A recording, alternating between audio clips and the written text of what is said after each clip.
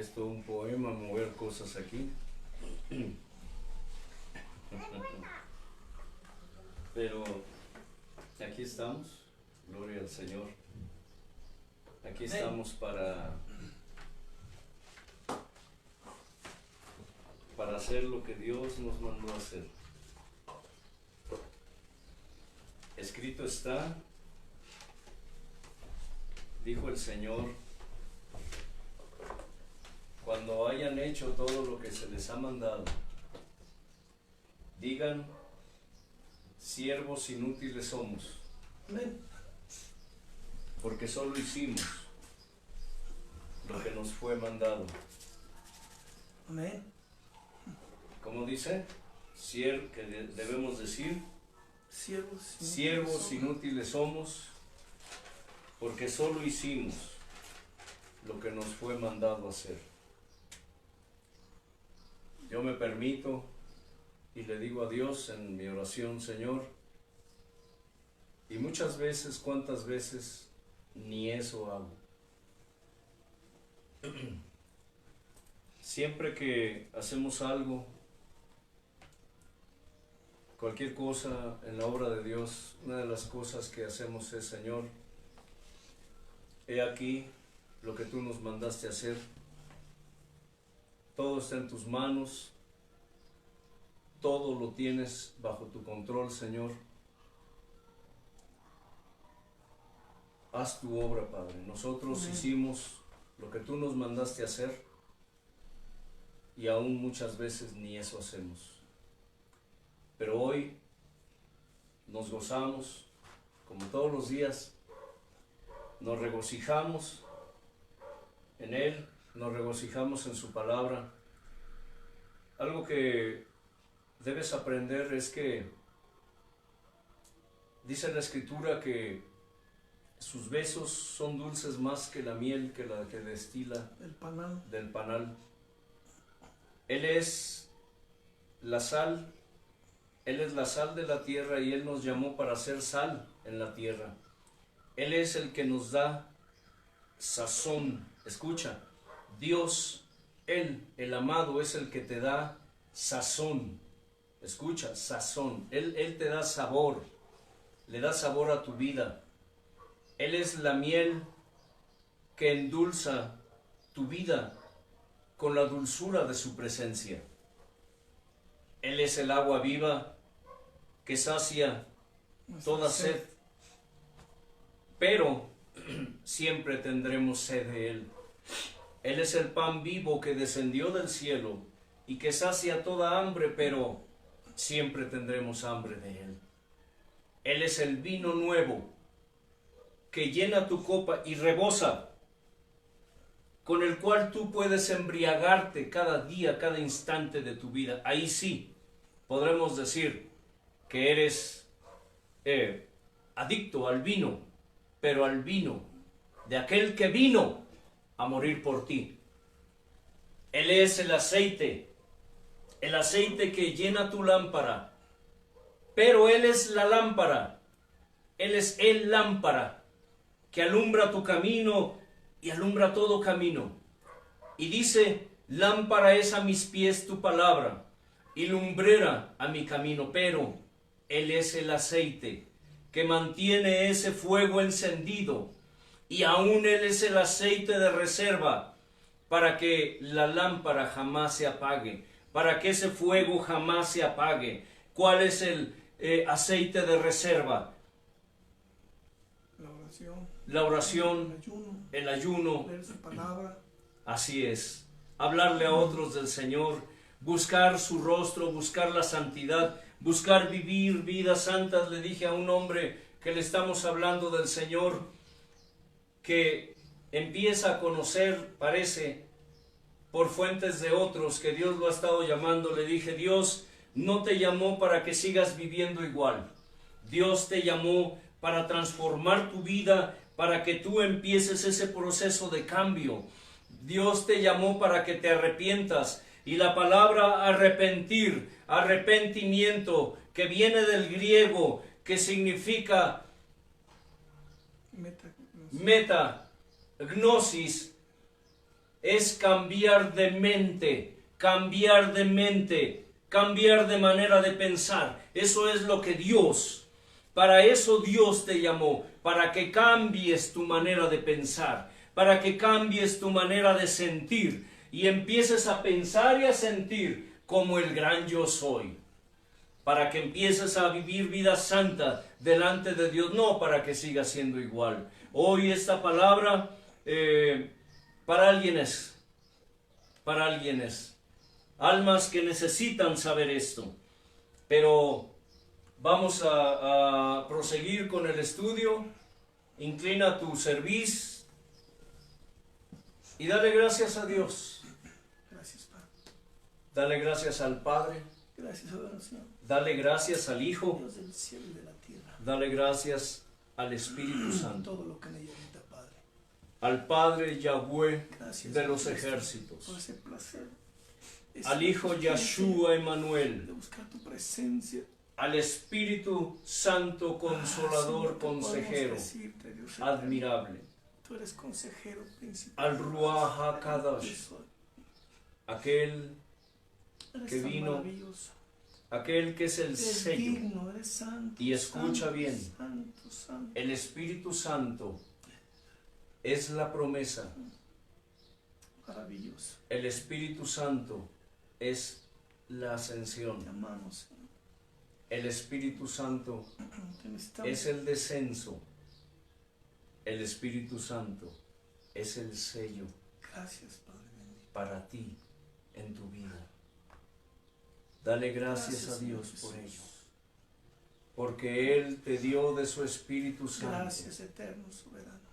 para recordarte todas las cosas, para redarguirte Mi de Cristo pecado, Jesús. de justicia y de juicio. Pero Él es el que te mueve, el que produce en ti el querer y el hacer por su buena voluntad. Gracias. Él es el que pone en ti su pensar y su sentir del gran yo soy, del Padre y del Hijo. Él es el que pone en ti Gloria a su Dios, fruto. Padre. ¿Y qué más fruto pone en ti sino su fruto? Padre. El fruto del Espíritu, que es su esencia y su sensibilidad espirituales. Gracias, Señor Jesús. Su esencia, lo que Él es. ¿Quién es Él? ¿Cómo es Él? Y su sensibilidad, lo que Él siente, sus sentimientos y sus emociones espirituales. Señor, gracias por tus almas hoy. Tu nombre, Padre. Gracias por cada criatura Mi amado Señor. que hiciste. Por esas almas que hoy están escuchando y viendo esto. Por aquellos que después escucharán, que después verán. Señor Jesús. Por aquellos que vendrán como fruto de una de tus almas que recibe y que recibirá hoy. Señor, porque tu palabra escrita está, que somos como árboles plantados junto a corrientes de aguas, que damos fruto a nuestro tiempo y nuestra hoja no cae ni se seca. Porque escrito está que bienaventurado aquel que escucha tu palabra, bienaventurado aquel que da fruto, que el fruto del sabio son las almas, Señor. Gracias, precioso Señor. Abre,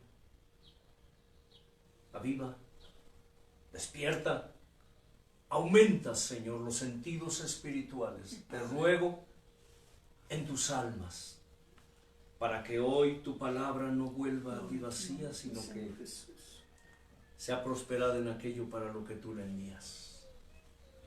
Para que hoy tus almas te conozcan un poco más, Señor. Bendito es tu nombre, Dios, y de tu reino. Amén. Como dijo nuestro hermano Leo, esto está muy, muy interesante. Antes de iniciar, quiero hacer una aclaración. Muchos de ustedes, aquellos que disciernen, aquellos que escudriñan la Escritura, se dieron cuenta, yo lo sé. Los que no, se quedaron con eso. Pero es importante, escucha bien, es importante hacer las cosas como Dios dice.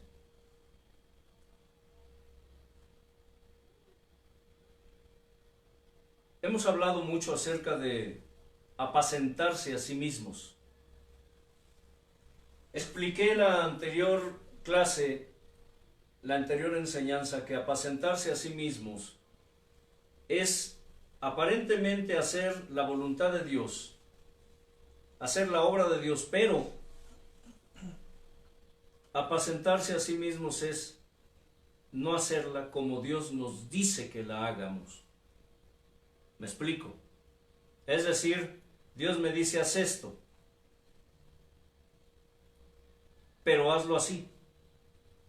Y yo voy y hago lo que Él me dijo, pero lo hago como yo quiero, no como Él me dijo.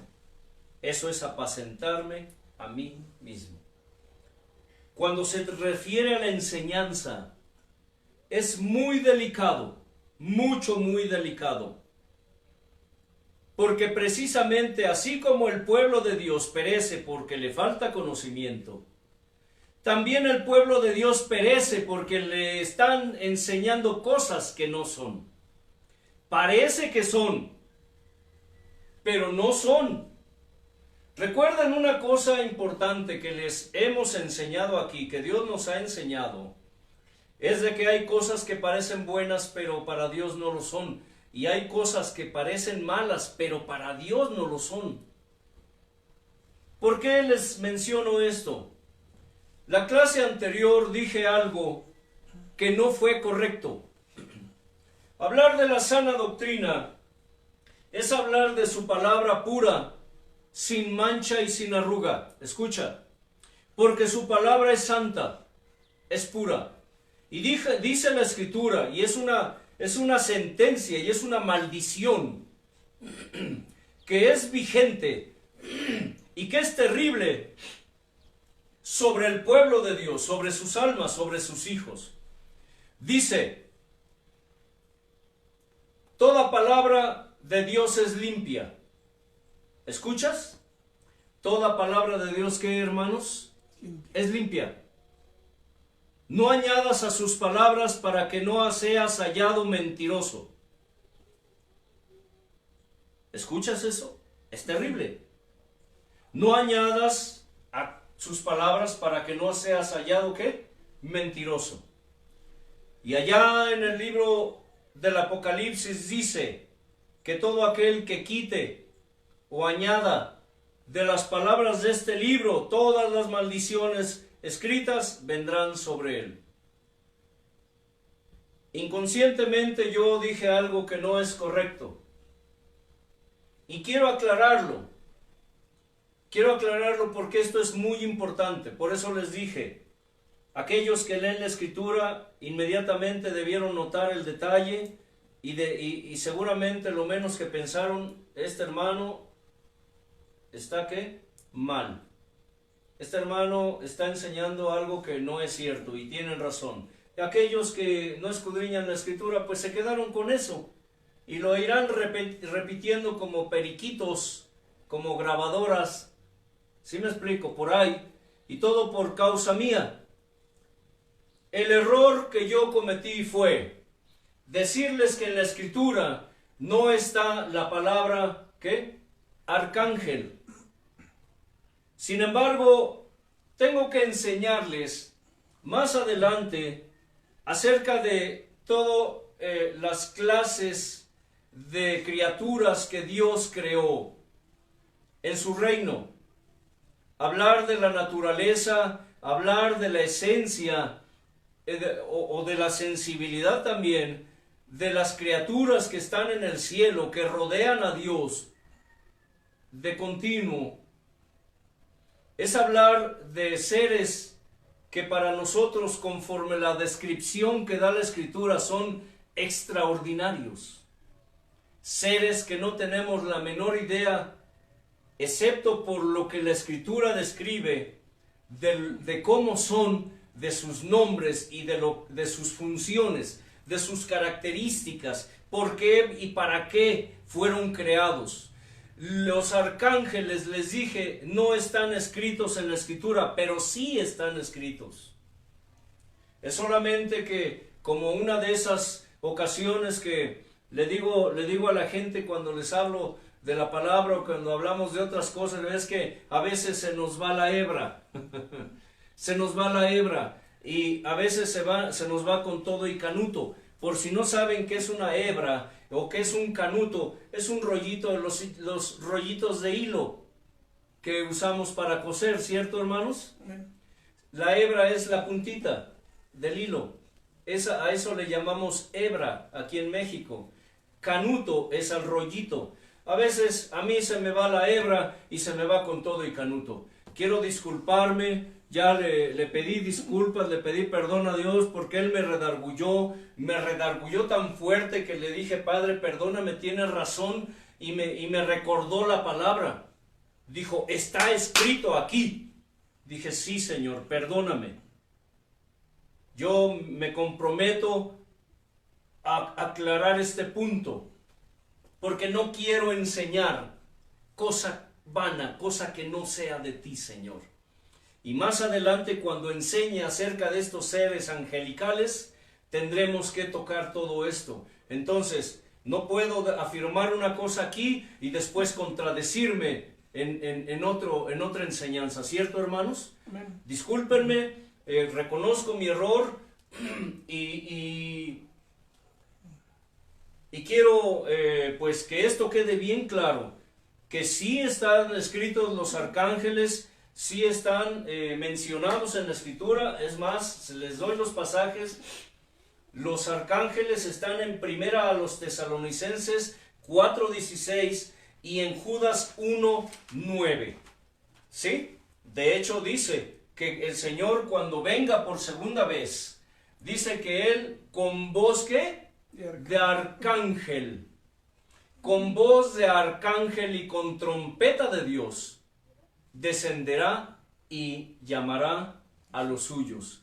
Y en Judas dice que el arcángel Miguel estaba contendiendo, estaba peleando con Satanás por el cuerpo de Moisés. Entonces, discúlpenme, perdónenme, esto a mí me motiva para estudiar más, para escudriñar, porque aunque son pasajes de la Escritura que ya conozco de hace muchos años, pero de pronto yo creo que ustedes comprenden el punto. Sí, mucha información. Exacto. Algo que nos sucede aquí, de lo que Dios nos enseña a esta tribu, es eso, mucha información y de pronto cuando digo algo que no es correcto, al instante el Espíritu Santo me redarguye, y cuando puedo corrijo al instante, pero cuando no, después el Señor trata conmigo. ¿Me escuchan? Por eso dice la Escritura que el Espíritu Santo es el que ¿qué? Redarguye de pecado, de justicia y de juicio. Pero también dice, el Espíritu Santo nos recuerda y nos da la palabra, todas las cosas. Repito, quiero aclarar bien este punto para aquellos que se quedaron con eso, para que esto no sea una mancha en la enseñanza y en la sana doctrina, en la palabra del Señor. Vamos adelante. Les dije entonces que los querubines, volviendo al punto de los querubines, que no son lo mismo que ángeles, que no son lo mismo que arcángeles, Y quiero aclarar esto porque sí es importante. Quiero explicarlo para darles otro detalle. No son lo mismo. ¿Y saben por qué? Porque dice la Escritura que mientras un querubín tiene 6 alas, un arcángel tiene 4. ¿Sí? O sea que sí hay diferencia. Mientras uno tiene 6, el otro tiene 4. Hay diferencia y vamos a leer y a conocer un poco más acerca de estos seres preciosos. Dice, los querubines. La última vez que les dije fue que los querubines simbolizan la presencia del Señor y deriva su nombre de la palabra hebrea querub, que significa ¿qué? ¿Significa qué? Ya se les olvidó, a mí también. Orar. Orar o sí. Bendecir. Bendecir. El hermano ya, el Espíritu Santo ya le está recordando. Es interesante todo esto porque ya les dije, ustedes me pueden decir, pues, ¿y a mí qué me importa los querubines, los serafines, los ángeles, los arcángeles? Bueno, quiero decirte algo importante. Primero, que Satanás era un querubín, ¿sí? Aunque dice la Escritura también que era un ángel, ¿sí? Son cosas que en su tiempo, en su momento, si a Dios le place revelarnos, lo hará. Y si no, cuando estemos allá en el cielo, si es que llegamos, hermanos. Tal vez sea por los rangos, o sea, los hizo ángeles, pero tal vez, pienso, ¿no? Tú serás un querubín, o sea, todos los hizo ángeles, como nosotros seres humanos, los hizo humanos, pero con diferentes cualidades tal vez sea eso. Sí, pero vamos más adelante. No me quiero meter en cosas que yo no entiendo. ¿Me explico? Y ustedes pueden pensar, bueno, entonces ¿por qué estoy enseñando acerca de esto? Enseño lo que Dios me muestra, nada más. Pero hay cosas que yo no entiendo. Dios, escucha, es que un mar de misterio. Y es soberano. Y es soberano. Lo que a él le place y a quien quiere. Así que, si Dios le ha dado visiones de ángeles, arcángeles, querubines, serafines a otros, qué bueno, gloria a Dios. A mí no me la ha concedido. Lo que sé, lo que enseño, lo que conozco es a través de lo que Él me muestra, a través de su palabra, pero escrita, pero también cuando Dios, en el momento, cuando estábamos en ese momento de intimidad con Dios, de pronto empiezan a fluir cosas, a fluir palabra, a fluir información, sentimientos, emociones, su pensar, su sentir. Por eso, para mí es muy importante siempre traer pluma y hoja y papel. Aun cuando estoy orando, aún escucha cuando estoy orando y de pronto Dios me dice esto. O si no, ahí en el teléfono bajé una aplicación de grabadora y cuando andamos así fuera que no hay manera de escribir, lo que hago es sacar la grabadora y grabo.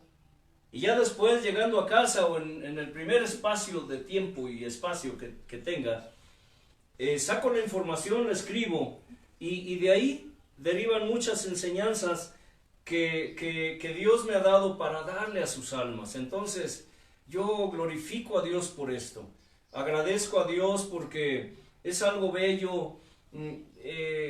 Hay dos cosas que a este servidor apasionan y una de ellas es la alabanza, por supuesto, la alabanza, todo lo que se refiere a alabanza, y dos, es la enseñanza. La enseñanza. Si ustedes observan, aquí no estamos predicándole a nadie. Estamos, ¿qué? Haciendo discípulos. Porque el Señor dijo, vayan y prediquen. Vayan y prediquen, ¿y qué? Y hagan discípulos. Él no dijo, vayan y prediquen, y después cuando estén en el templo, síganles predicando. La predicación es, desde esa perspectiva, es una figura nada más. Es como cuando nace un bebé, ¿le das qué? ¿Qué le dan al bebé? Leche, teta. Lechita. Le dan teta, le dan titi, le dan mamila, pero a fin de cuentas le dan leche. Por eso dice la Escritura, deseen, anhelen la leche espiritual no adulterada, para que por ella ¿qué? Crezcan. Deseen como niños la leche espiritual no adulterada, para que por ella crezcan.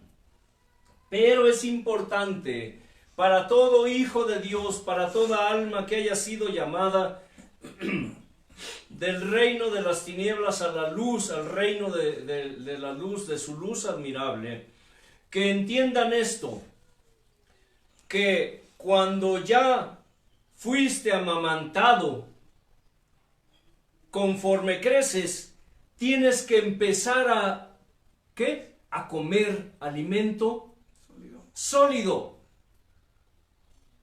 A comer alimento sólido.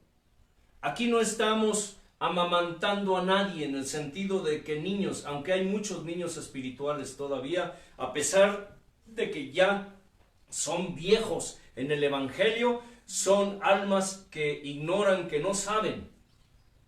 Lo que estamos haciendo aquí es el mandamiento, el mandato del Señor, que dijo, vayan y prediquen y hagan ¿qué? Discípulos. Allí está la clave, en que vas y predicas, es decir, das leche, pero después discipulas, es decir, haces ¿qué? Maestros en la palabra. Porque para eso nos llamó Dios, para discipular, para ser maestros en la palabra. Hoy hay muchos ministros que se jactan de su sabiduría, entre comillas, se jactan de su unción, se jactan de saber mucho y presumen y dicen, a mí me costó. Estaba viendo un pastor famoso, un hereje de esos de la prosperidad, que dice que a él le costó, y que si a él le costó, a ti también debe costarte. ¿No sabe el inmundo, impío, inicuo, hijo de perdición e hijo de maldición, porque eso es ese hombre, que lo que él tiene, entre comillas, porque pues no puede decirse que sea de Dios o no sea de Dios, porque lo que él ha hecho con la palabra es prostituirla, es corromper el altar de Dios con sus herejías. Pero sea como sea, lo que él tiene no le pertenece, no le pertenece.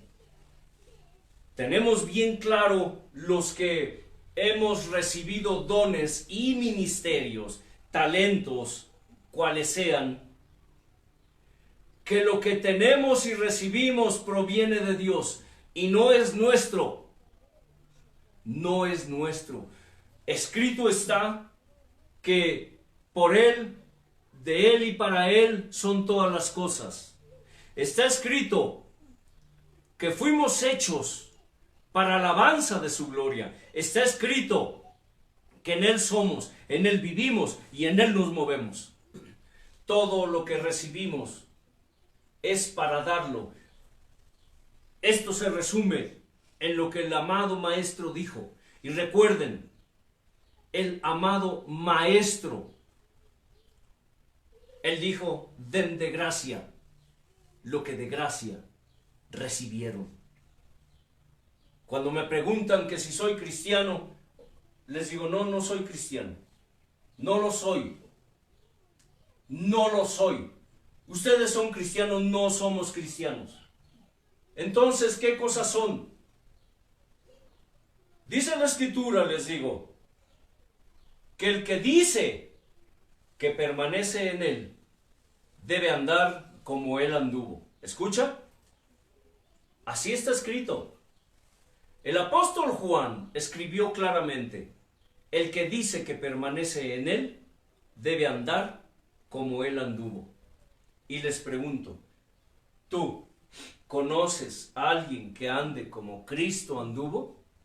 Ha habido sinvergüenzas que me han dicho, sí, yo ando como Cristo anduvo. Ah, carambas. Antier un hombre me dijo, sí, yo conozco gente que anda como Cristo anduvo, yo ando como Cristo anduvo. Ah, caray. Pero si yo he visto a este hombre repartiendo folletos, escucha, y no lo estoy juzgando ni lo estoy criticando, estoy planteando una situación que es cruda, que es real en las vidas del pueblo, de aquellos que se dicen hijos de Dios. He visto a este hombre repartiendo folletería y hablándoles de Cristo, pero lo he visto morboseando mujeres y diciéndoles obscenidades. Y nadie me lo platicó, yo lo he visto. Y muchos andan así, muchos. Entonces, ¿cómo es posible que si yo digo que soy cristiano, pero no ando como Cristo anduvo? Y les explicaré aún más. Porque se les llamó cristianos, escrito está en el libro de los Hechos, se les llamó cristianos por primera vez en Antioquía. ¿Escuchas? Esto tiene que ver con la enseñanza, conociendo al enemigo. Tal vez muchos de ustedes piensen, es que el hermano habla de otras cosas, como que se desvía. No, no hablo de otras cosas, ni me desvío. Conocer al enemigo es recordar también cómo actúa el enemigo en nosotros y con nosotros. ¿Cierto, hermano? Se les llamó en Antioquía por primera vez cristianos, en la ciudad de Antioquía. No te doy el pasaje, búscalo. ¿Y sabes por qué? Porque es necesario que empieces a escudriñar la Escritura. Es necesario. En la mayoría de Biblias hay una parte que se llama concordancia, ¿cierto? Allí puedes encontrar el pasaje. En el libro de los Hechos. Y siempre le aclaro a la gente, llamarnos cristianos es pretender ponernos un, ¿qué? Zapatote. Nos queda muy grande. Muy grande. Nos queda grande llamarnos cristianos. Hoy, las denominaciones, sectas, se autodenominan y autoproclaman cristianos. Todos. Los mormones se dicen cristianos mormones. ¿No es cierto? Los cristianos testigos de Jehová, los cristianos metodistas, los cristianos bautistas, los católicos cristianos. Digo, todos se dicen cristianos, todos. Hasta los mundanos que no creen en Dios dicen, ese cristiano, para definir a una persona, ¿cierto? En provincia dicen, un cristiano, no refiriéndose a su creencia, sino al solo hecho de ser una persona. Así le denominan. Ya todos se denominan cristianos. Pero la Escritura es bien clara cuando dice que el que dice que permanece en él, debe andar como él anduvo. La característica principal en un creyente en este caso en Antioquía, para que los denominaran o los apodaran o los calificaran como cristianos, escúchame bien, estés de acuerdo o no, es no lo que se decía solamente, sino que los hechos. Eso. Por eso se llama que el libro Los Hechos de los Apóstoles.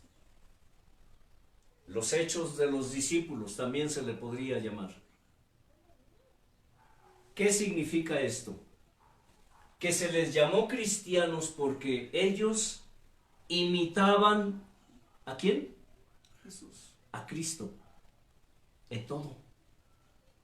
Si ellos, los discípulos, porque dice a los discípulos, un discípulo es uno que sigue las enseñanzas de su maestro, ¿cierto o no, hermanos? Ese es un discípulo. Alguien que está siendo enseñado y que sigue y practica las enseñanzas de su maestro. Se supone que si los llamaron cristianos por primera vez en Antioquía es porque la gente veía que ellos imitaban a aquel del cual hablaban, de Cristo. Por eso, si ellos hablaban de orar, de amar, de perdonar, de predicar, de enseñar, de ser pobres y humildes de espíritu, de ir por todo el mundo salvando las almas, es porque la gente veía que lo que ellos hablaban también lo hacían, también lo vivían. También lo vivían. No eran como los de ahora que dicen pero no se hacen. La garantía, escucha, la garantía y la seguridad de que un día tú estarás en las bodas del Cordero es la congruencia de tus dichos con tus hechos. ¿Qué significa esto? Congruencia es, ¿qué van qué? De acuerdo, de la mano. A la par. A la par, exacto, a la par. Si dices algo, es porque lo haces. Si enseñas algo, es ¿por qué? Porque lo haces, porque lo vives. Lo practicas. Lo practicas, exacto. Es parte de tu vida, de tu vivencia. Si tú hablas de orar, es porque tú oras. Si tú hablas de ayunar, es porque tú ayunas. Si tú hablas de leer la escritura, es porque tú la lees. Si tú hablas de amar, es porque amas. Si tú hablas de perdonar, es porque perdonas. Porque entonces, si no es así, entonces eres un mentiroso y eres un hipócrita. Y no conoces a Dios, no permaneces en Dios.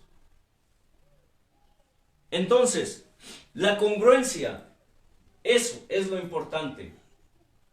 Que vayan de acuerdo tus dichos con tus hechos. La garantía y la seguridad de que un día tú estarás en las bodas del Cordero es la congruencia de tus dichos con tus hechos. No creas que por hablar bonito, no creas que por cantar bonito, no creas que por predicar bonito, no creas que por enseñar bonito, no creas que porque digas que tienes mucha sabiduría, mucho entendimiento, mucho discernimiento, o porque digas que tienes tales o cuales dones, ya por eso eres salvo. Es la congruencia de tus dichos con tus hechos. Y no importa quién seas, no importa que seas un predicador famoso, que seas un pastor famoso, que seas un cantante famoso, que seas un profeta famoso, que seas un apóstol famoso, no importa que seas un maestro famoso, no importa. Un evangelista famoso, no importa. Déjame decirte que esos son títulos. Esos son títulos. Porque la salvación Es un don, es un regalo precioso del Señor. Pero, escucha, esa salvación no nos costó nada, no te costó nada a ti. Pero la vida cristiana sí cuesta mucho. Y cuando Dios nos da dones y ministerios, no es para jactarnos, no es para presumirlos, no es para envanecernos, no es para comercializar, para hacer mercadería con ellos. Porque a fin de cuentas, eso es de Dios. Y un día Dios nos va a demandar eso que nos dio. Y entre otros pasajes de la Escritura está cuando habla de los talentos. Cuando llamó a esos siervos y les pidió cuentas de los talentos. Cuando llamó al mayordomo y le pidió cuentas de lo que estaba haciendo de su mayordomía. Les pidió cuentas. Los que hicieron buen uso, los que trabajaron los talentos, recibieron premio. Y el que no trabajó, los que no trabajaron bien los talentos, los intereses de su Señor, dice que fueron echados afuera, a las tinieblas, donde está el lloro y el crujir de dientes. Así que, si tú piensas que porque tienes una congregación, una iglesia muy grande de cientos de miles de almas, ya por eso estás bien con Dios, te equivocas. Porque nuestro estatus espiritual, por decirlo así, nuestro estado espiritual, no depende de lo que tenemos. Escucha, no depende de lo que tenemos. Depende de lo que somos. Depende de lo que hacemos. ¿Me escuchas? Muchos de ustedes no están de acuerdo y ni estarán de acuerdo. ¿Por qué? Porque no les gusta lo que escuchan, pero es real.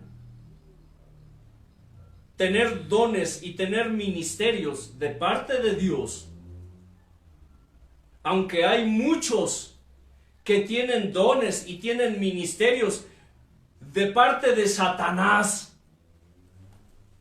porque Satanás imita en todo a Dios, en todo lo imita, o trata de imitarlo.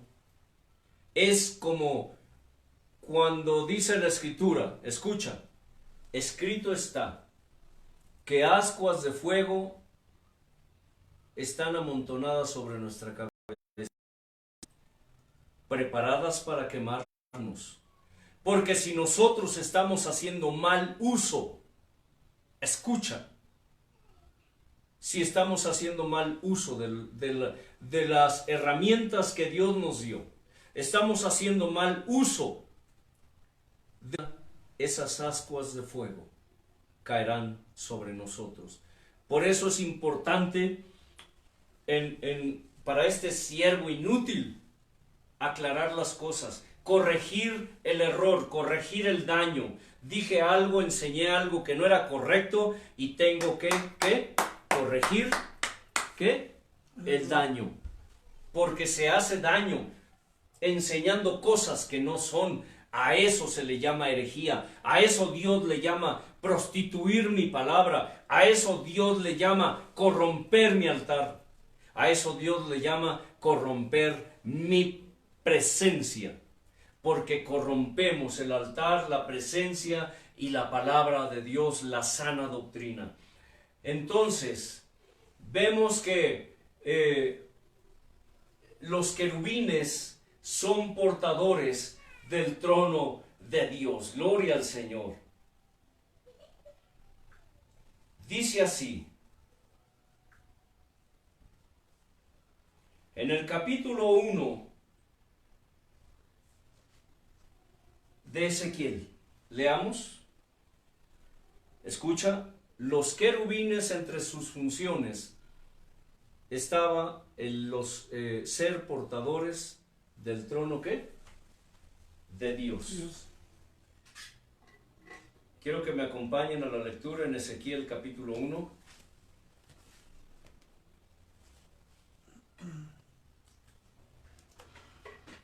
Ezequiel capítulo 1. Son lecturas un poco largas. Pienso que aquí nos quedaremos un poquito por lo largo de la lectura, pero Es importante que conozcas la palabra de Dios, y si no la lees en tu casa, pues por lo menos aquí te la leemos. Dice así: aconteció en el año 30, en el mes cuarto, a los 5 días del mes, que estando yo en medio de los cautivos junto al río Quebar, los cielos se abrieron y vi visiones de Dios.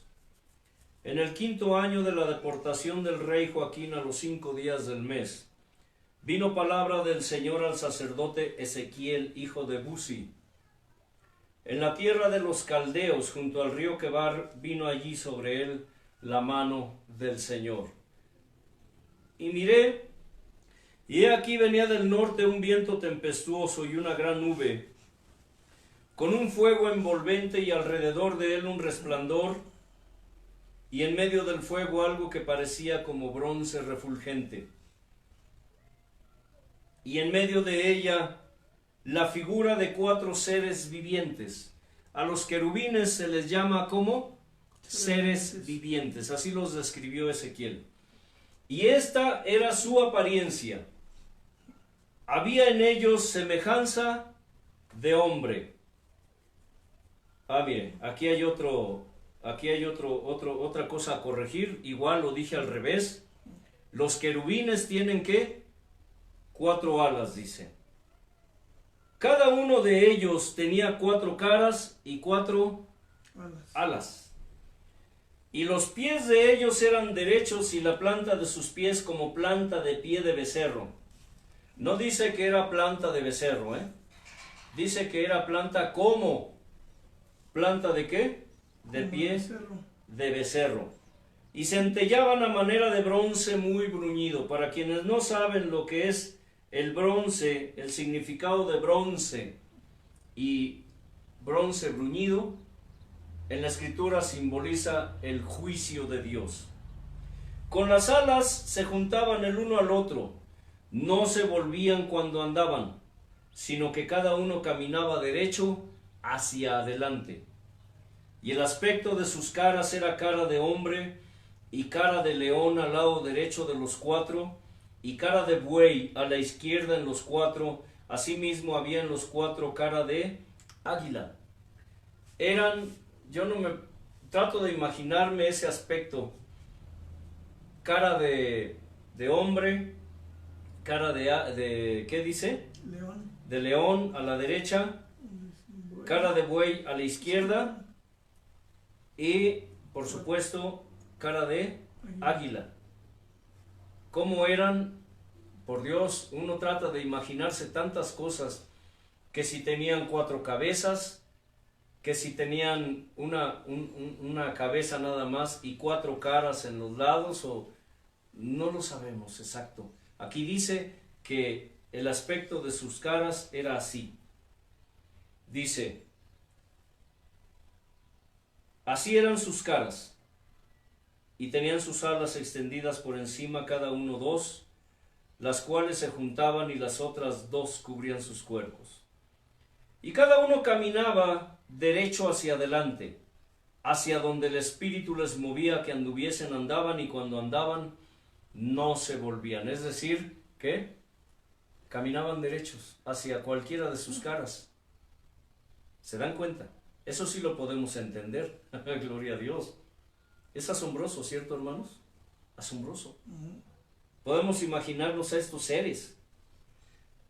Cuanto a la semejanza de los seres vivientes, su aspecto era como de carbones de fuego encendidos, como visión de hachones, es decir, antorchas, para que me entiendan mejor, encendidos, que andaban entre los seres vivientes, y el fuego resplandecía, y del fuego salían relámpagos. Y los seres vivientes corrían y volvían a semejanza de relámpagos.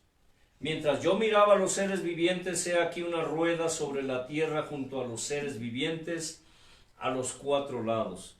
Los científicos, los que no creen en las cosas de Dios, y muchos cristianitos por allí todavía creen que está hablando de platillos voladores, porque la descripción gráfica que da se asemeja mucho a lo que la ciencia llama ovnis, pero no, porque esto tiene un significado más profundo de lo que ustedes se imaginan. Obviamente estamos hablando de personas que no conocen ni a Dios, mucho menos su palabra, y por lo mismo ni disciernen, no entienden y todo lo quieren explicar con la ciencia. Dice, mientras yo miraba, el aspecto de las ruedas y su obra era semejante al color del crisólito, y las cuatro tenían una misma semejanza. Su apariencia y su obra eran como rueda en medio de rueda. Yo puedo pensar, rueda en medio de rueda, si los seres vivientes estaban cargando o portando, llevando el trono de Dios, ¿no podría tratarse quizá? Digo, estoy teorizando, vamos. No estoy diciendo que así es. Que podría ser parte de la visión de Ezequiel, lo que es un trono. ¿Cómo se hacen los tronos? ¿Cómo son los tronos? Sí. No están hechos hasta arriba de cualquiera, de todo, en una superficie alta y son ¿qué? Niveles. Como una escalera, como escalones, en círculo. Porque los tronos, déjenme decirle, aún en la antigüedad, la mayoría de tronos de los reyes se construían así, en medio de semicírculos. Porque los súbditos tenían, si el rey lo permitía, tenían que subir por gradas. Y esto me recuerda a una cosa muy importante, ¿eh? Porque una de las órdenes que dio el Señor al pueblo, a los sacerdotes, dijo, no harás mi altar, ¿qué? Con gradas. No pondrás gradas a mi altar, para que no subas a mi altar y se descubra ¿qué? Tu desnudez. ¡Ja! Cuando empecemos a hablar acerca de la ropa, hermanos, a muchas y a muchos cristianitos y cristianitas no les gustará. No les gustará. Porque esto está tremendo, ¿eh? Lo que la Escritura enseña acerca de la vestimenta y de la desnudez es terrible. Es terrible. Pero Él dijo, no harás mi altar con gradas, con escalones. Hoy es una costumbre, es una tradición hacer, ¿qué? Los altares, los estrados con escalones. Si los creyentes de hoy supieran o obedecieran a Dios en sus indicaciones, sabrían que es una prohibición de parte de Dios ponerle escaleras al altar de Dios. Así, se los digo. Pero en fin, vamos más adelante. El aspecto de las ruedas y su obra era semejante al color del crisólito, y las cuatro tenían una misma semejanza. Su apariencia y su obra eran como rueda en medio, ¿qué? De rueda. Cuando andaban se movían a sus cuatro costados, no se volvían cuando andaban. Y sus aros eran altos y espantosos y llenos de ojos alrededor de las cuatro. Y cuando los seres vivientes andaban, las ruedas andaban junto a ellos. Y cuando los seres vivientes se levantaban de la tierra, las ruedas se levantaban.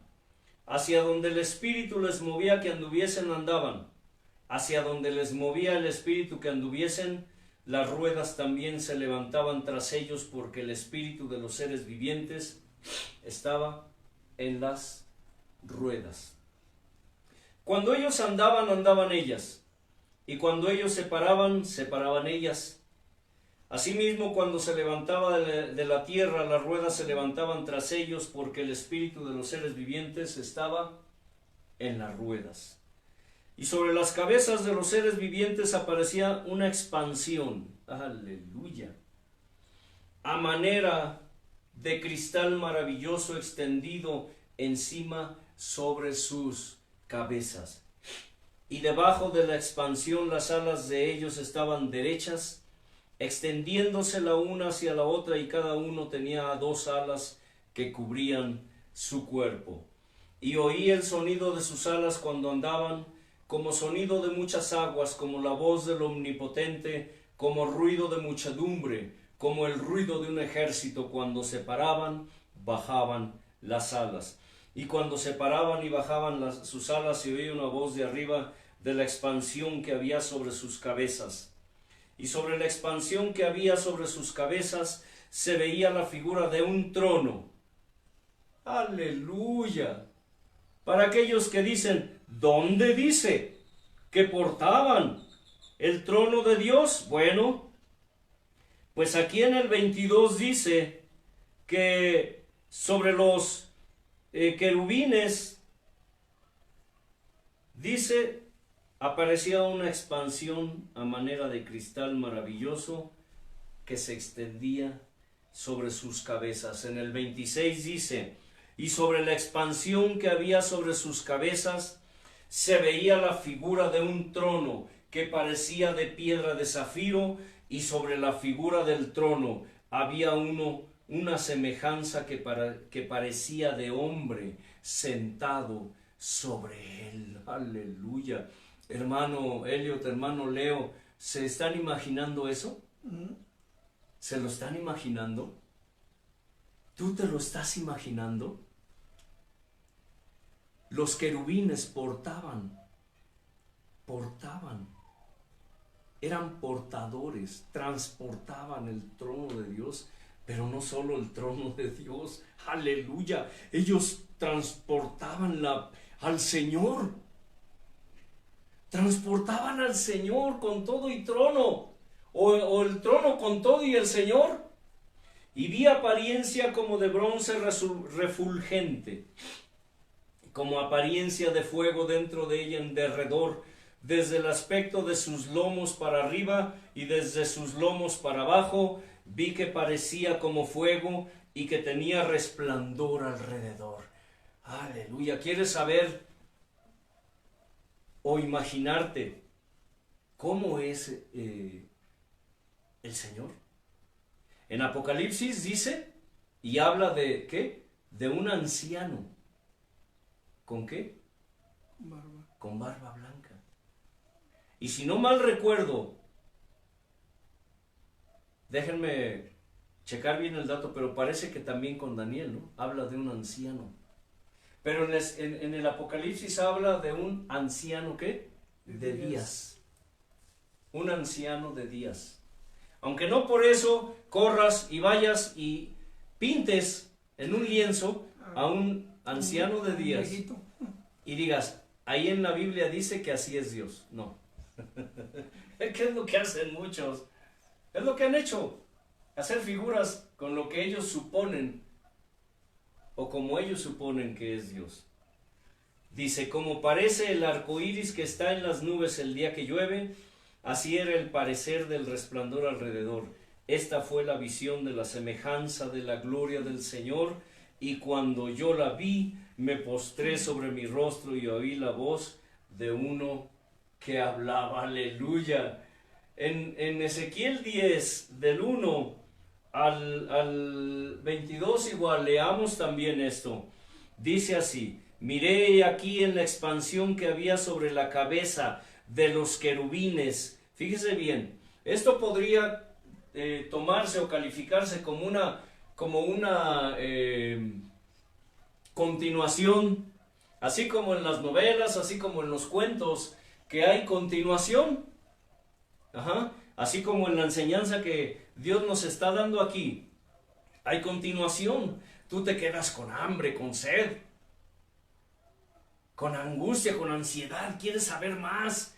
Caray, aquellos que tienen hambre y sed, que les gusta saber de la Escritura, que les gusta conocer a Dios y conocer de su reino, porque fíjense bien, una cosa es conocer a Dios y otra cosa es conocer de Dios. Pero también podríamos llamar esto, o decirlo de esta forma, otra cosa es conocer de su reino.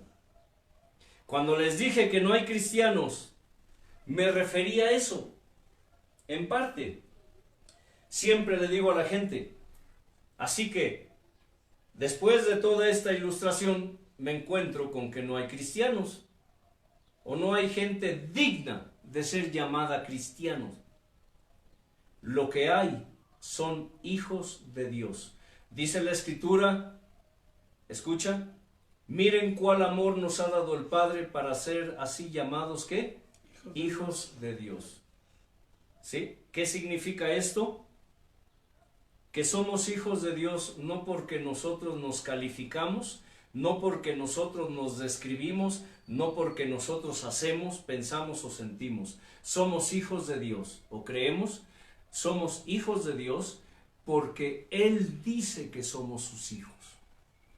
Y si Él dice que somos sus hijos, es porque Él nos hizo sus hijos, nos adoptó. Así que ya no te llames cristiano. Miré aquí en la expansión que había sobre la cabeza de los querubines como una piedra de zafiro, que parecía como semejanza de un trono que se mostró sobre ellos. Y habló al varón vestido de lino y le dijo, entra en medio de las ruedas debajo de los querubines. Aleluya. Es una continuación, ¿verdad?, de la visión del capítulo 1. Aunque esta es otra ocasión de la cual el profeta, sacerdote, porque en el número 1, capítulo, dice que Ezequiel era, ¿qué? Sacerdote, pero era profeta, dice. Miré, he aquí en la expansión que había sobre la cabeza de los querubines como una piedra de zafiro, que parecía como semejanza de un trono que se mostró sobre ellos. Fíjese qué interesante, en el capítulo 1 dice que el trono parecía, ¿de qué? ¿De qué parecía, hermano Elliot? De crisólito. Pero aquí dice que parecía como una piedra de zafiro. Podemos imaginarnos de mil formas, de mil maneras, el trono de Dios, pero jamás podremos darle una descripción, porque no hay exacta, porque no hay palabras para describir la grandeza y la gloria del Señor. Como si fuera, dice, que parecía como semejanza de un trono que se mostró sobre ellos. ¿Sobre quiénes? Sobre los querubines. Y habló al varón vestido de lino y le dijo, entra en medio de las ruedas debajo de los querubines. ¿Sí? ¿Entra qué? En medio de las ruedas debajo de los querubines. Y llena tus manos de carbones encendidos de entre los querubines y espárcelos sobre la ciudad, y entró a vista mía. Y los querubines estaban a la mano derecha de la casa donde este varón entró, y la nube llenaba el atrio de adentro. Entonces la gloria del Señor se elevó de encima del querubín al umbral de la puerta, y la casa fue llena de la nube, y el atrio se llenó del resplandor de la gloria del Señor. Y el estruendo de las alas de los querubines se oía hasta el atrio de afuera, como la voz del Dios omnipotente cuando habla. Aconteció pues que al mandar al varón vestido de lino diciendo, toma fuego de entre las ruedas de entre los querubines, ¿qué dice? Él entró y se paró entre las ruedas. Y un querubín extendió su mano de en medio de los querubines, al fuego que estaba entre ellos, y tomó de él y lo puso en las manos del que estaba vestido de lino, el cual lo tomó y salió. ¿Sí? ¿Quién sería ese varón vestido de lino? En el Apocalipsis se explica quién era el que estaba vestido de lino. Jesús. Y apareció en los querubines la figura de una mano de hombre debajo de sus alas. Y miré, y he aquí 4 ruedas junto a los querubines, junto a cada querubín una rueda, y el aspecto de las ruedas era como de crisólito. En cuanto a su apariencia, las 4 eran de una misma forma, como si estuvieran una en medio de la otra. Cuando andaban hacia los 4 frentes andaban, no se volvían cuando andaban, sino que al lugar donde se volvían la primera, en pos de ella iban, ni se volvían cuando andaban. Y todo su cuerpo, sus espaldas, sus manos, sus alas, las ruedas, estaban llenos de ojos alrededor en sus 4 ruedas. A las ruedas, oyéndolo yo, se les gritaba, ¡rueda! Fíjese, dice aquí que todo, tanto seres como las ruedas, estaban llenas de ojos. ¿Qué significa esto? Que no puede ser lo que los que teorizan científicos o de ciencia ficción, de que son platillos voladores. ¿Cómo explicarían entonces que también los seres vivientes estaban llenos de ojos alrededor? ¿Cómo se explicarían? Y cada uno tenía 4 caras. La primera era rostro de querubín, la segunda de hombre, la tercera de león, la cuarta de águila. Y se levantaron los querubines. Este es el ser viviente que vi en el río Quebar. Es una segunda visión que el profeta tuvo. Y cuando andaban los querubines, andaban las ruedas junto con ellos. Y cuando los querubines alzaban sus alas para levantarse de la tierra, las ruedas tampoco se apartaban de ellos. Cuando se paraban ellos, se paraban ellas. Y cuando ellos se alzaban con ellos, porque el espíritu de los seres vivientes estaba en ellas. Entonces la gloria del Señor se elevó encima del umbral de la casa y se puso sobre los querubines. Y alzando los querubines sus alas, se levantaron de la tierra delante de mis ojos. Cuando ellos salieron, también las ruedas se alzaron al lado de ellos y se pararon a la entrada de la puerta oriental de la casa del Señor, y la gloria del Dios de Israel estaba por encima de ellos. Estos eran los mismos seres vivientes que vi debajo. Escucha, estos eran los mismos seres vivientes que vi debajo del Dios de Israel junto al río Quebar, y conocí que eran, ¿qué? Querubines. Cada uno tenía 4 caras, cada uno tenía 4 alas y figuras de manos de hombre debajo de sus alas. Y la semejanza de sus rostros eran la de los rostros que vi junto al río Quebar. Su misma apariencia y su ser, cada uno caminaba derecho hacia adelante. ¡Aleluya! Estos, ¿qué dice? Eran los mismos seres vivientes que vi en el 20, debajo del Dios de Israel junto al río Quebar, y conocí que eran querubines. ¿Por qué debajo de esa expansión? ¿Por qué debajo de ese trono? ¿Por qué debajo de esa nube? Porque los querubines eran protectores, portadores del trono de Dios y del Dios viviente. Hay un pasaje que más adelante tocaremos acerca de esto. Apocalipsis 4, del 1 al 11, dice así: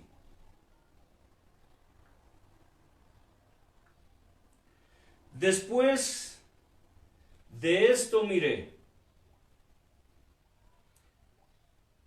Permítanme un momento.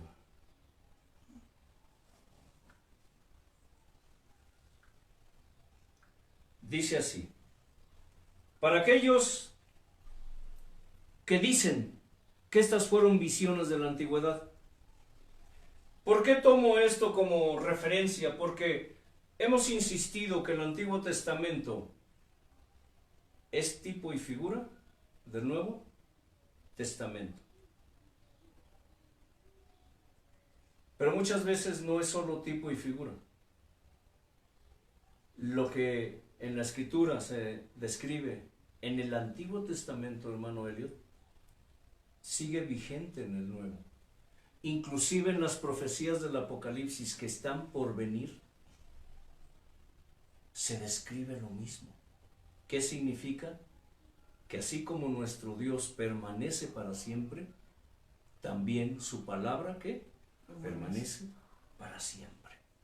Lo que fue en la antigüedad, también puede ser hoy. Dice que el cielo y la tierra pasarán, mas su palabra no pasará. Exacto. Para aquellos que niegan y dicen que el Antiguo Testamento ya no vale. Que fue ya. Ya fue.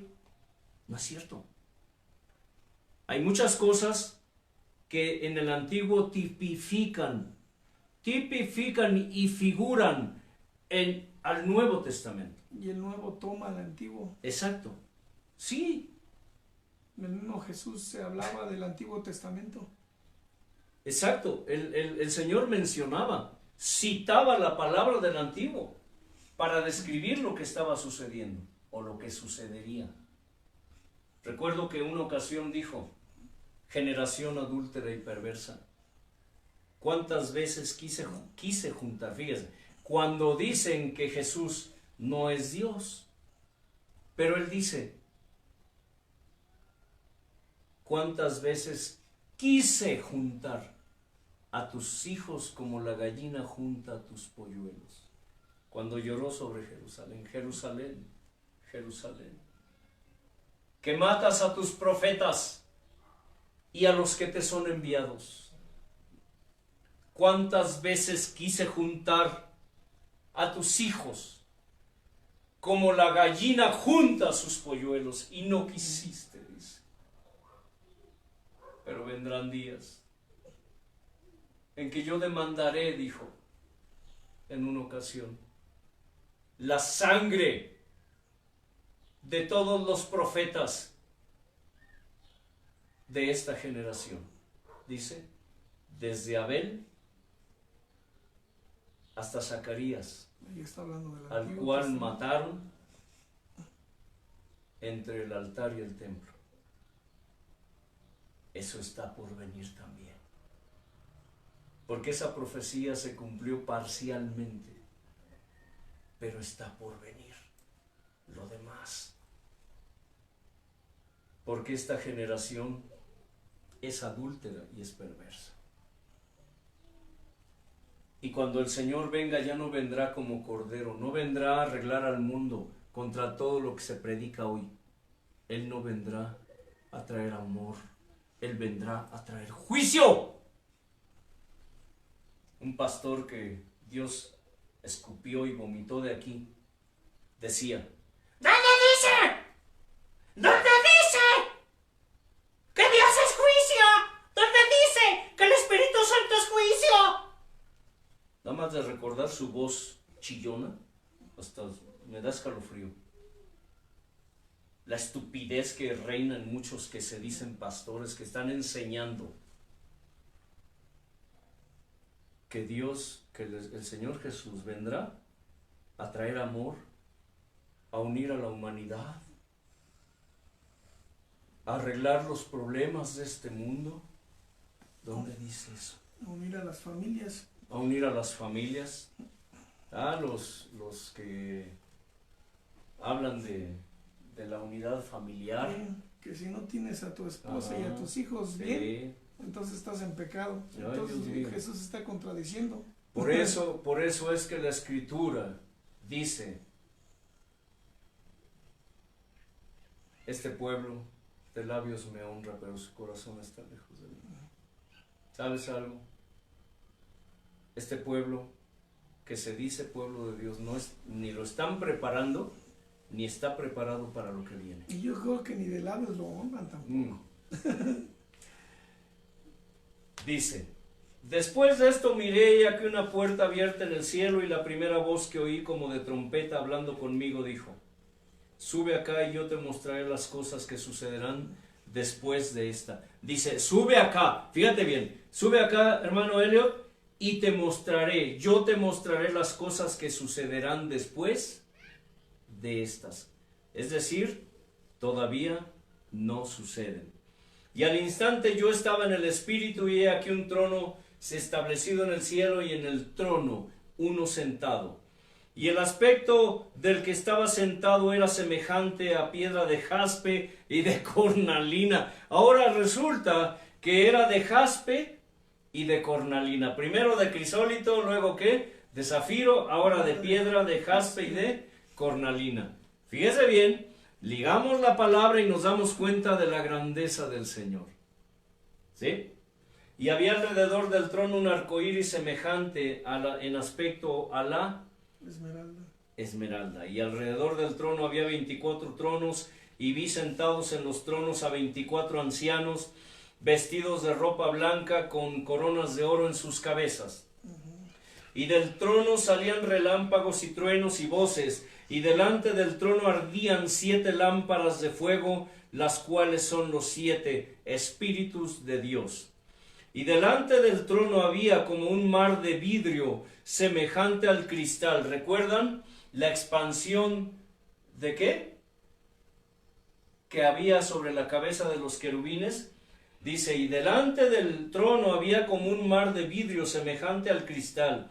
Y junto al trono y alrededor del trono, 4 seres vivientes llenos de ojos delante y ¿qué? Detrás. 4 seres vivientes. ¿Cuáles seres vivientes? Hermanos, ¿cuáles seres vivientes? ¿No son los mismos que vio Ezequiel? Sí. En esas 2 visiones. El primer ser viviente era semejante a un león. ¡Aleluya! Por aquellos que niegan todavía. Pero fíjese algo interesante, ¿eh? Y aquí es parte del que yo entré en esa confusión, si lo puedo decir de esta forma. Fíjese bien, ¿eh? ¿Cómo es importante escudriñar bien la Escritura? Dice, y el primer ser viviente era semejante a un león, el segundo era semejante a un becerro. Aquí ya no dice que tenían 4 caras, dice que cada uno de esos 4 tenía una sola apariencia. ¿Sí me estoy explicando? El primer ser viviente, el primero, dice, era semejante a un león. El segundo, a un becerro. Tercero, a hombre. Cuarto, a un águila volando. Los mismos rostros que tenían los querubines de la visión de Ezequiel. Y los 4 seres vivientes tenían cada uno, ¿qué? 6 alas. En la visión, ¿escucha? En la visión de Ezequiel, los querubines tenían 4. Pero aquí tenían 6. O sea que el Señor no se limita por diseños, ¿eh?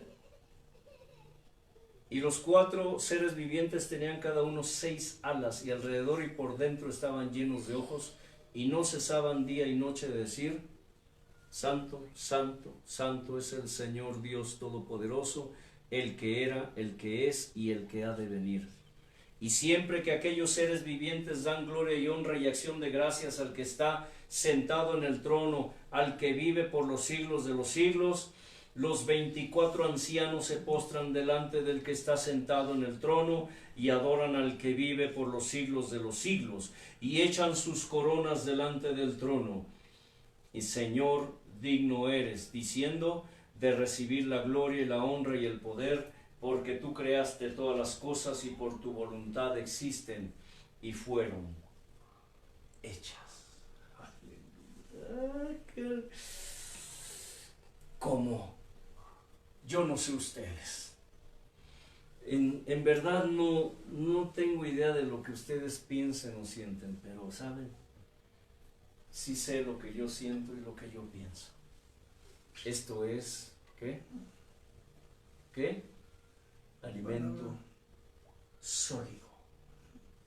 Aquí en México, para decir beber de manera gráfica, mímicamente con una seña, esto significa beber.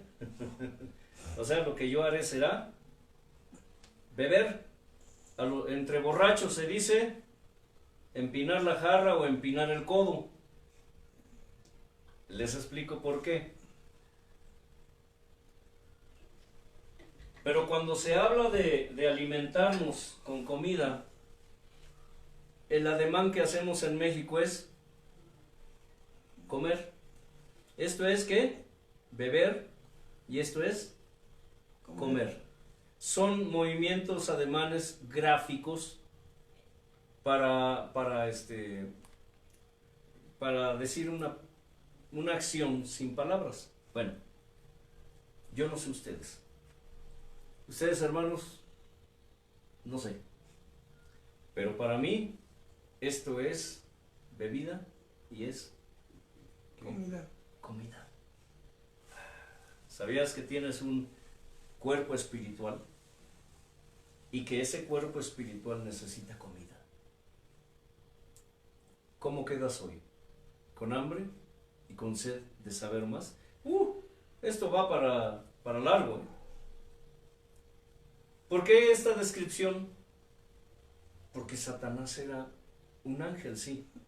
Porque la escritura lo describe como ángel. Pero también era un ¿qué? Querubín. Querubín. Que si tenía 4 caras, que si tenía una sola apariencia, que si tenía 4 alas, que si tenía 6 alas. No lo sabemos. Porque aquí describe a 2 clases de querubines. Los que tenían 4 caras y 4 alas, y los que tenían o tienen una sola apariencia, como si los separaran, y 6 alas. Si fueran independientes ya, un ángel por un querubín por cara, pues. En uno es como uno con todo, y en otro es uno cada uno. Y más adelante explicaremos un poco acerca de eso. Hermanos, yo estoy emocionado y anhelo, estoy con ese anhelo y esa esperanza, si Dios lo permite, de llegar al próximo domingo, la próxima enseñanza, para seguir con esto. ¿Ustedes cómo están, hermanos? Igual. Y en la semana, mire, Dios todavía da más. Así que nos gozamos con su palabra, porque su palabra es alimento, bebida, sustento, es vino, es aceite, es sal, es miel, hermano Elio. Es aroma. Es aroma, es perfume, sí, es perfume, aleluya. Deleita nuestros sentidos, ¿sí? Pero también nosotros deleitamos al Señor, deleitamos sus sentidos, hermano. Padre, Hijo, Espíritu Santo, gracias, Señor, por tu palabra, que hoy aprendimos algo nuevo, cosas maravillosas que aún aprendiéndolas no las asimilamos, no las logramos entender, porque eres el mar de misterios, Padre. Eres inefable, inexplicable, Padre. Nunca el hombre, el ser humano, podrá razonar o entender o comprender la magnitud de tu grandeza y de tu gracia. Solamente nos quedamos con lo poquito o lo que tú nos muestras, Señor eterno, suficiente para amarte, para desearte, para querer estar contigo, Señor, toda la eternidad, y algún día verte realmente quién eres y cómo eres, Padre. Será un placer y un gozo, mi Señor. Gracias por esta palabra, porque fue miel, fue alimento, fue bebida, Dios, a nuestro espíritu. Fortalecidos, Dios eterno, no solamente lo humano, sino lo espiritual, Padre, porque poco a poco nos permites escalar un peldaño para pronto estar contigo y llegar hacia ti, Dios. Incrústala, Señor, séllala y dale esa permanencia, mi Señor eterno, que no volverá vacía, Padre. En el nombre de Jesús. Amén. Amén. Que la paz de Dios, que sobrepasa todo entendimiento, gobierne sus vidas y las vidas de aquellos que en ustedes están representados. Y recuerden, escudriñen lean la Escritura, no se queden solamente con lo que aquí reciben o con lo que reciben en otro lado, escudriñen, porque a ustedes les parece que en ellas está la vida eterna y ellas son las que dan testimonio del Altísimo. Shalom Adonai.